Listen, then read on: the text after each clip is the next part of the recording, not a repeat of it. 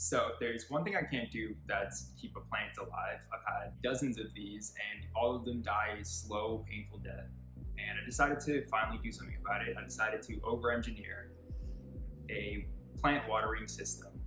I picked up a couple things from Robot Shop that I think are going to help me build the solution that I have in mind. I have a Raspberry Pi Zero. This I use for my previous project and I've used for many other projects. I picked up this Raspberry Pi camera module. I've never worked with one of these before, so it's going to be interesting to see. This is a moisture sensor. This is a water pump, so it's immersible. You put this part into a water tank, this part goes out, and that's going to go directly into the soil. It's going to roughly work in 3 components. Moisture sensor is going to look at the soil. It's going to get a reading back. If the soil is too dry, this thing is going to put water into it. Camera module is going to take a photo and store it somewhere so that I can build a time lapse later. One kind of annoying thing is that the Raspberry Pi Zero actually doesn't have GPIO pins. Some of the older Raspberry Pis, I think this is the Raspberry Pi 2, actually have them built in. So I'm gonna have to take this out of its case and I'm gonna have to solder out this GPIO pin out.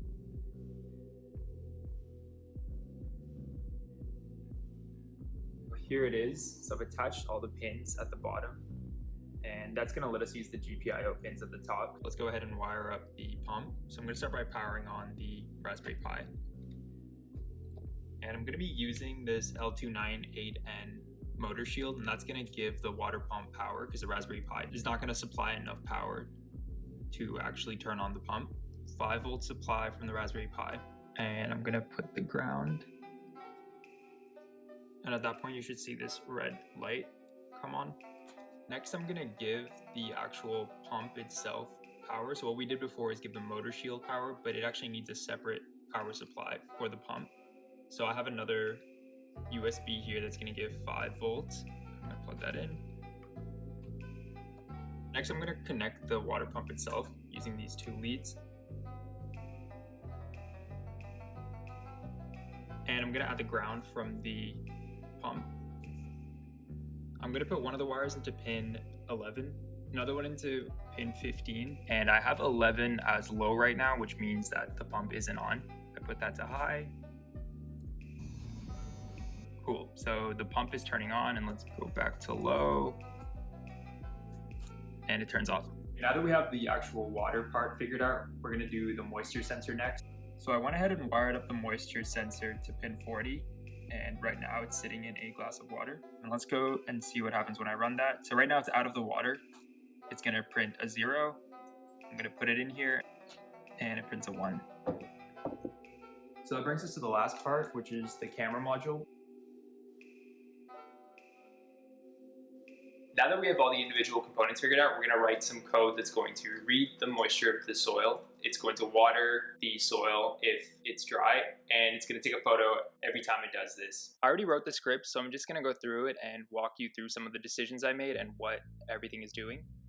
So this first part up here, I'm just adding an argument parser from the command line. So that's gonna let me pass in a bunch of different options and flags. And we see that logic down here. So if water is there and I either overriding the moisture check or it's dry, I'm going to pump water for the given amount of seconds. And then down here, I also check to see if I've passed the photo flag, and if so, I'm going to take a photo. And then here, there's some more detail on how what's happening. So I have all the GPIO pins defined up here. In the constructor, I'm going to set that up. So I'm going to define the pump as GPIO outs. So that means that I'm going to be supplying power to those pins. And the moisture one is going to be a GPIO in, which means that I'm going to be reading from that pin. And I'm also going to go and set up the Pi camera, and that's just a standard feature of Raspberry Pis. And then I have some methods down here. So one is just checking if it's dry, so it's either going to be a 1 or a 0. I have the pump water method, and that's going to turn those pins on. It's going to wait for the given amount of seconds, and then it's going to turn them off. And then I have the take photo method. Every time it takes a photo, I'm going to have it saved to this directory,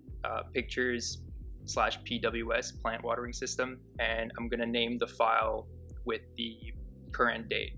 So every time I take a photo, it's going to be a different format and it's never going to be overwritten. And I can see in chronological order all of the photos. We finally got everything in place. We have the Raspberry Pi over there. We have the motor shield and we have the moisture sensor. So the moisture sensor is already in the soil, and I have some water in this mug, and it's just going to be feeding it into the soil here. So let's set it up and run the script.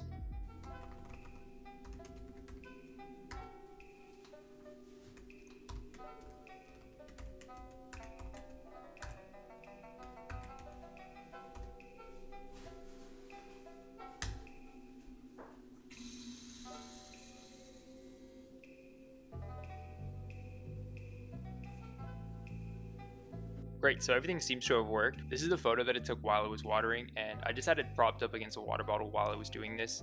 If I were to do this for real, I would be more careful about where I'm placing it so it's actually taking a good photo for the time lapse.